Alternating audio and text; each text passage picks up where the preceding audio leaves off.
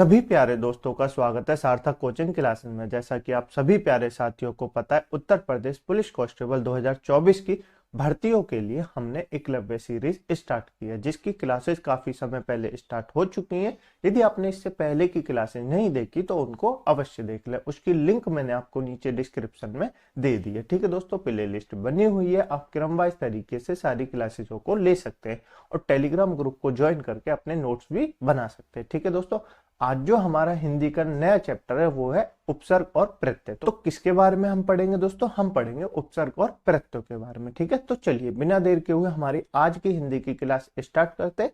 लेकिन उससे पहले जो प्यारे दोस्त नए हैं वो चैनल को सब्सक्राइब कर लेंगे, वीडियो को लाइक कर देंगे, दोस्तों में शेयर कर देंगे। ठीक है दोस्तों, चलिए अपनी क्लास स्टार्ट करते हैं। देखिए दोस्तों, सबसे पहले हम जान लेते हैं उपसर्ग क्या होते हैं। क्या दोस्तों, उपसर्ग क्या होते हैं, उसके बाद हम पढ़ेंगे प्रत्यय। ठीक है दोस्तों, तो उपसर्ग क्या होते हैं दोस्तों? उपसर्ग वे शब्दांश होते हैं जो किसी शब्द के पूर्व में अथवा प्रारंभ में जुड़कर उसके अर्थ को प्रभावित करते हैं, उन्हें उपसर्ग कहते हैं। आपको समझ में आया दोस्तों? मैं आपको बताता हूँ। देखिए दोस्तों, उपसर्ग उन्हें कहते हैं जो किसी शब्द के प्रारंभ में जुड़ते हैं, मतलब किसी शब्द के आगे जुड़ते हैं और उसके अर्थ को प्रभावित करते हैं, उसको क्या कहते हैं? उनको उपसर्ग कहते हैं। जैसे उदाहरण के तौर पे देख लेते हैं दोस्तों, उपहार। उपहार में दोस्तों हार तो पूरा अर्थ है, उसके जो आगे उप लग रहा है ना दोस्तों, उप क्या है?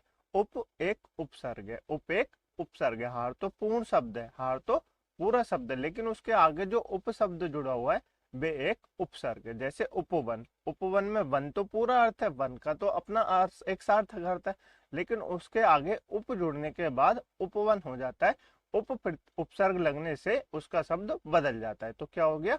उपवन हो गया। आपको समझ में आया उपसर्ग क्या होते हैं दोस्तों?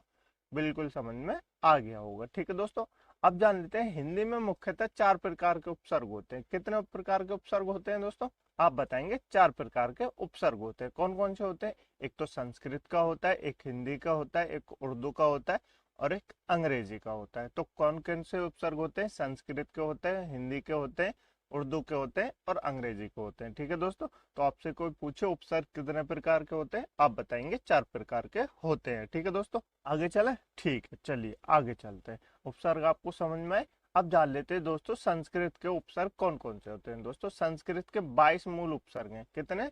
22 मूल उपसर्ग हैं। आपको ये याद रखना है, आपसे एग्जाम में पूछ सकता है दोस्तों कि संस्कृत के उपसर्ग कितने, तो आपको बताने 22 उपसर्ग हैं। कितने बताने? 22 उपसर्ग हैं। आपको इनके नाम याद नहीं रखने दोस्तों, फिर भी आप देख लीजिए। क्यों याद नहीं रखते? क्योंकि ये एग्जाम में नहीं पूछे जाते ना। आपसे संधि विच्छेद करके पूछे जाएगा, आपको सिर्फ एक शब्द दिया जाएगा, उसमें से आपसे पूछेगा निम्नलिखित में से किस शब्द में, इस शब्द में कौन सा उपसर्ग है। क्या दोस्तों, इस शब्द में कौन सा उपसर्ग है, ये आपसे पूछा जाएगा। बस आपसे ये नहीं पूछा जाएगा कौन सा उपसर्ग है, संस्कृत का है, हिंदी का है, उर्दू का है। बस आपसे उस शब्द को तोड़ के बताना है कि उसमें कौन सा उपसर्ग है, ये आपसे पूछा जाएगा। ठीक है दोस्तों, चलिए देखिए दोस्तों कौन कौन से संस्कृत के उपसर्ग हैं जान लेते हैं। एक तो अति है दोस्तों, एक अधिक है, एक अनु है, एक उप है, एक अभि है, एक अवय, एक आय, एक उतय, अप, दूर, दूष, नी, निशय, निर, प्र, परा, परि, प्रीति, वै, शु, शम, अन। ये दोस्तों 22 उपसर्ग हैं जो संस्कृत से हैं। कहाँ से हैं दोस्तों? जो संस्कृत से हैं। ठीक है दोस्तों, आप ये याद रखेंगे। अब मैं इनके उदाहरण आपको दिखाता हूँ। देखिए दोस्तों, ये मैंने 22 के 22 उपसर्ग लिखे हुए हैं, उनके मैं आपको उदाहरण दिखाने जा रहा हूँ। ठीक है दोस्तों, आप इनको पढ़ लीजिए एक बार, मैं आपको पढ़ के बता दूं। चलिए, जैसे कि अतिक्रमण। अति के जान लेते हैं। अतिक्रमण। क्रमण दोस्तों देखिए, क्रमण का अपना एक अर्थ है। क्या दोस्तों? क्रमण का एक सार्थक अर्थ है, उसके आगे अति उपसर्ग लगा हुआ है। क्या दोस्तों? अति उपसर्ग लगा हुआ है। जैसे अतिवृष्टि। वृष्टि एक अलग अपना शब्द है और जिसके आगे अति उपसर्ग लग के क्या बना है? अतिवृष्टि बन गया है। ठीक है दोस्तों, शीघ्र। जैसे अति शीघ्र। शीघ्र क्या होता है? शीघ्र माने जल्दी होता है, लेकिन अति शीघ्र क्या होता है? अति शीघ्र उसके आगे अति जो है, अति क्या है? अति एक उपसर्ग, उसके आगे उपसर्ग लग के अति शीघ्र बन गया है। तो अति शीघ्र मतलब बहुत से बहुत जल्दी। जैसे आप यहाँ देखेंगे अत्यंत लिखा हुआ है, यहाँ तो अत्यंत लिखा हुआ है, तो आप कैसे कह रहे हैं सर अति है? तो ये आपने संधि की क्लास नहीं देखी तो उनको अवश्य देख लें। अतियंत का क्या बन जाता है? अति धन अंत बन जाता है। क्या बन जाता है? अति धन अंत बन जाता है। तो इसमें क्या उपसर्ग लगा हुआ है दोस्तों? अति उपसर्ग लगा हुआ है। जैसे अतिचार में ये अत्याचार लिखा हुआ है, इसका भी बन जाएगा अति धन आचार। क्या बन जाएगा? अति धन आचार। इसके लिए आपको संधि की क्लास अवश्य देख लेनी चाहिए। ठीक है दोस्तों, तो इसमें कौन सा उपसर्ग लगा हुआ है, आप कहेंगे अति उपसर्ग लगा हुआ है। कौन सा लगा हुआ है, अति उपसर्ग लगा हुआ है। ठीक है दोस्तों, नेक्स्ट दोस्तों अधि। अधि क्या होता है दोस्तों, अधि उपसर्ग के बारे में जान लेते हैं। अधिनियम, देखिए दोस्तों अधिनियम, नियम का अपना सार्थक अर्थ होता है और उसमें अधिक उपसर्ग लग के क्या बन गया है, अधिनियम बन गया है। क्या बन गया है, अधिनियम बन गया है। ठीक है दोस्तों, जैसे अधिनायक, नायक क्या है, नायक अपने आप सार्थक अर्थ है, उसके आगे अधिक उपसर्ग लग के अधिनायक बन गया है। ठीक है दोस्तों, तो उपसर्ग आपको समझ में आ रहे हैं दोस्तों, उपसर्ग क्या होते हैं। उपसर्ग किसी शब्द के प्रारंभ में लगते हैं, उनको क्या कहते हैं दोस्तों, उनको उपसर्ग कहते हैं। ठीक है दोस्तों, क्या कहते हैं, उपसर्ग जो प्रारंभ में लगते हैं उनको उपसर्ग कहते हैं और उनका अपना सार्थक अर्थ बन जाता है। जैसे अधिकृत, अधि में कृत में क्या लग रहा है दोस्तों, अधिप्रत्यय लग रहा है। जैसे अधिकरण, करण में क्या लग रहा है, करण में अधिप्रत्यय लग रहा है। ठीक है दोस्तों, जैसे अनु के जान लेते हैं, अनुचर, अनुज, अनुकरण, अनुकूल, अनुभव, ये सब क्या है दोस्तों, अनु उपसर्ग के उदाहरण है। ठीक है दोस्तों, मैं अब आपको पढ़ पढ़ के बता देता हूँ, बाकी आप इनका संधि विच्छेद जो आपको नहीं समझ में आ रहे हैं उनका संधि विच्छेद कर लेंगे। ठीक है दोस्तों, नहीं तो क्लास ज्यादा लंबी हो जाएगी। ठीक है दोस्तों, चलिए अब मैं आपको बता दूं आपके अपयश, अपशब्द, अपकार, अपकीर्ति, अपव्यय। जैसे अप लिख रहा है, अप के बाद व्यय क्या है दोस्तों, व्यय अपना सार्थक अर्थ देता है और अप जो है अपना उपसर्ग है। अब क्या है दोस्तों, अप उपसर्ग है, उसमें शब्द में अप उपसर्ग लगा हुआ है। नेक्स्ट है दोस्तों अभि का, अभिवादन, अभिमान, अभिनव, अभिनय, अभिभाषण, अभियोग। नेक्स्ट दोस्तों अवगुण, अवनीति, अवगति, अवशेष, अवरोहात, आरक्षण, आमरण, आगमन, आजीवन, आजन्म। जैसे नेक्स्ट है उत्पत्ति, उत्कंठा, उत्पीड़ा, उत्कृष्ट, उन्नत, उल्लेख। ये सब क्या है दोस्तों, उत्प्रत्यय के उत उपसर्ग के उदाहरण है। जैसे नेक्स्ट है उपभोग, उपवन, उपमंत्री, उपयोग, उपनाम, उपहार। मैंने अभी आपको उपहार बताया था ना दोस्तों, तो पता चला आपको दोस्तों कौन कौन से शब्द होते हैं संस्कृत के, बिल्कुल पता चल गया होगा। दुर्दशा, दुर्ग्रह, दुर्गुण, दुराचार, दुर्व्यवस्था, दुरुपयोग, दुनिश्चित, दुशासन, दुष्कर, दुष्कर्म, दुस्साहस, दुस्साध्य। ये क्या है दोस्तों, उपसर्ग के उदाहरण है। क्या है, दुष् उपसर्ग के उदाहरण है। ठीक है दोस्तों, जैसे नेक्स्ट है निडर, निगम, निवास, निषेध, निबंध, निषद्य। तो ये क्या दोस्तों, नी के उपसर्ग के उदाहरण। नेक्स्ट है निश्चय, निश्चल, निष्काम, निष्कर्म, निश्चय, पाप, निष्फल। नेक्स्ट निराकार, निरादर, निरोग, नीरस, निरी, निरक्षक।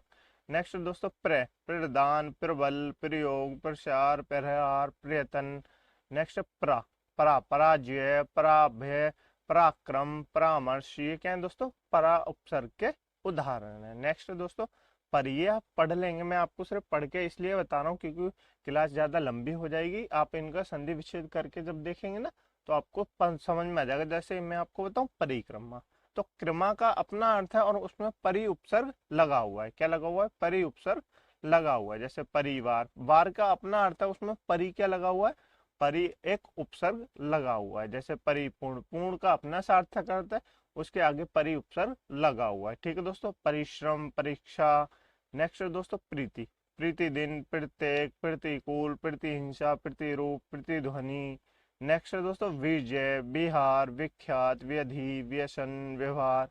ये सब क्या है, विप उपसर्ग के उदाहरण है। नेक्स्ट दोस्तों सुगंध, सुयश, सुगम, सुलभ, सुबोध, सुशील। ये सब क्या है दोस्तों, इनके उपसर्ग के उदाहरण है। नेक्स्ट दोस्तों संतोष, संगठन, संलग्न, संकल्प, संशय, संरक्षा। ये सम वाले आप इंपोर्टेंट नोट करेंगे क्योंकि ये एग्जाम में पूछे जाते हैं। जैसे यहाँ संतोष लिखा हुआ है, आप तो कहेंगे यहाँ सन आ रहा है, सन नहीं आ रहा दोस्तों, आप संधि विच्छेद देखेंगे तो आपको समझ में आएगा।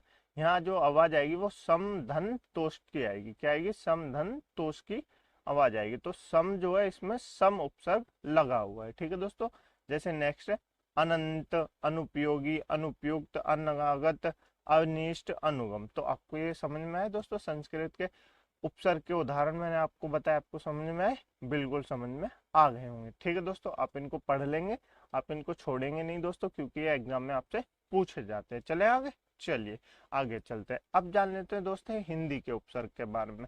तो हिंदी के उपसर्ग कितने होते हैं, मुख्यतः हिंदी के 10 उपसर्ग होते हैं। कितने होते हैं, 10 उपसर्ग होते हैं, उनके नाम मैंने आपको नीचे दिए हुए हैं। ठीक है दोस्तों, देखिए जान लेते हैं। पहला उपसर्ग है अन। अन का क्या दोस्तों? अन बन, अन पढ़, अनाज, अनहोनी, अनमोल, अनचाहा।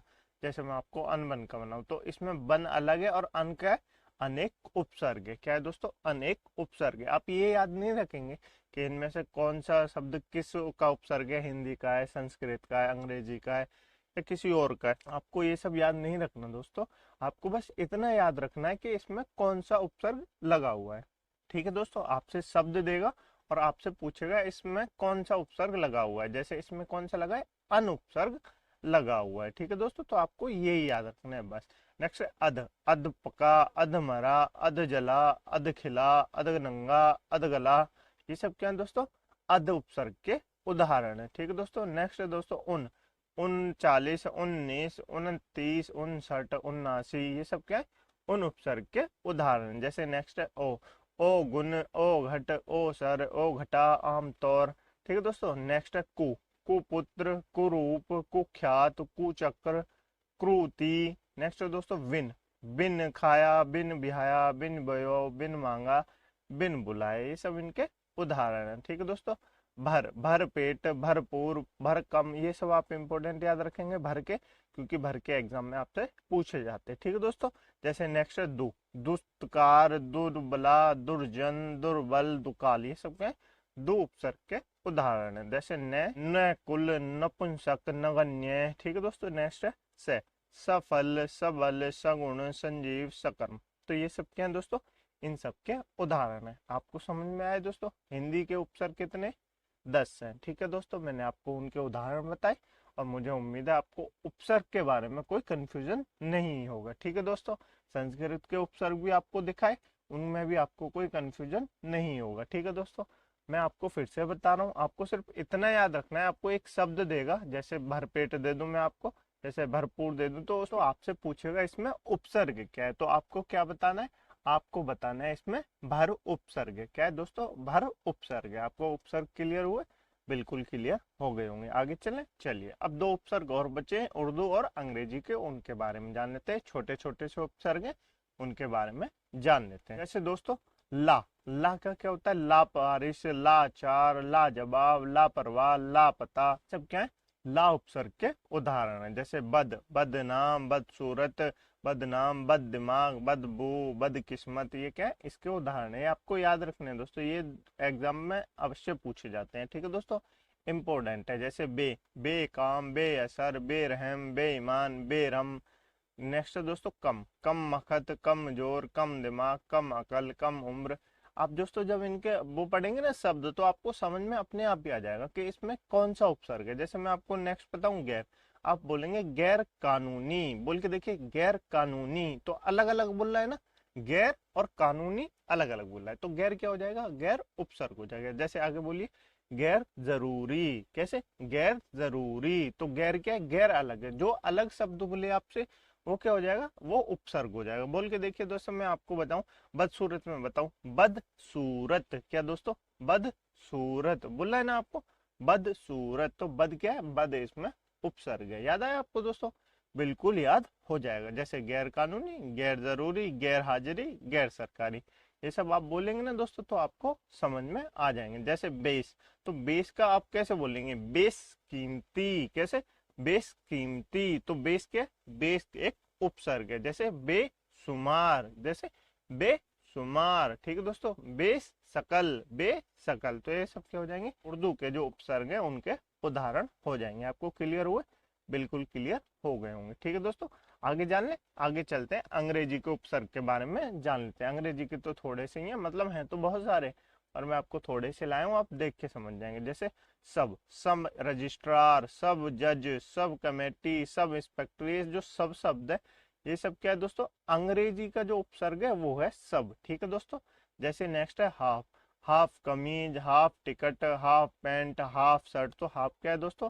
हाफ एक अंग्रेजी का उपसर्ग है। क्या है दोस्तों? हाफ एक अंग्रेजी का उपसर्ग है। ठीक है दोस्तों, जैसे नेक्स्ट है को। तो को का क्या बनता है? कोऑपरेटिव, कोऑपरेशन, को एजुकेशन। ये सब क्या है? अंग्रेजी के उपसर्ग के उदाहरण है। जैसे नेक्स्ट है head. Head master, head office, head clerk, ये इनके उदाहरण है। आपको उपसर्ग क्लियर हुए दोस्तों? बिल्कुल क्लियर हो गए होंगे। ठीक है दोस्तों, मुझे उम्मीद है आपको उपसर्ग समझ में आए होंगे, आपको उपसर्ग में कोई दिक्कत नहीं होगी। ठीक है दोस्तों, अब चलें आगे। चलिए अब जान लेते हैं दोस्तों प्रत्यय के बारे में। तो प्रत्यय क्या होते हैं इनके बारे में जान लेते हैं। मैंने आपको उपसर्ग बताए, उपसर्ग क्या होते हैं? तो आपने कहा उपसर्ग वे शब्दांश होते हैं जो किसी शब्द के आगे जुड़ के उसके अर्थ को प्रभावित करते हैं। तो प्रत्यय क्या हो जाएंगे? वे शब्दांश जो किसी शब्द या धातु के अंत में जुड़कर, मतलब किसी शब्द के अंत में जुड़ के उसको अर्थ को प्रभावित करते हैं, उन्हें प्रत्यय कहते हैं। आपको समझ में आया? नहीं आया? देखिए दोस्तों परिभाषा पढ़ लीजिए। वे शब्दांश जो किसी शब्द या धातु के अंत में जुड़कर उसका अर्थ प्रभावित कर देते हैं, उन्हें प्रत्यय कहते हैं। ठीक है दोस्तों, जैसे एग्जाम्पल जान लेते हैं दोस्तों। मिलावट। तो मिल क्या है दोस्तों? मिल इसमें मूल धातु है। क्या दोस्तों? मिल इसमें मूल शब्द है, उसमें क्या जुड़ रहा है? आवट प्रत्यय जुड़ रहा है। क्या जुड़ रहा है? आवट प्रत्यय जुड़ रहा है। जैसे बचपन। बच क्या है दोस्तों? बचपा, मतलब बचपन किससे बना है? बच्चा से बना है। क्या जुड़ में? बच्चा में पन प्रत्यय जुड़ा है तो बना है बचपन। क्या बना है? बचपन। आपको प्रत्यय क्लियर हुआ? बिल्कुल क्लियर हो गया होगा। ठीक है दोस्तों, प्रत्यय के प्रकार कितने होते हैं? प्रत्यय दो प्रकार के होते हैं। कितने प्रकार के होते हैं? दो प्रकार के होते हैं। एक होता है कृत प्रत्यय, एक होता है तद्धित प्रत्यय। क्या होता है? एक होता है कृत प्रत्यय, एक होता है तद्धित प्रत्यय। ठीक है दोस्तों, उपसर्ग कितने प्रकार के होते थे? उपसर्ग होते थे चार प्रकार के। कौन कौन से? एक होते हैं संस्कृत के, एक होते हैं हिंदी के, एक होते हैं उर्दू के, एक होते हैं अंग्रेजी के। ठीक है दोस्तों, तो उपसर्ग कितने प्रकार के होते हैं? चार प्रकार के होते थे। अब प्रत्यय कितने प्रकार के होते हैं? दो प्रकार के होते हैं।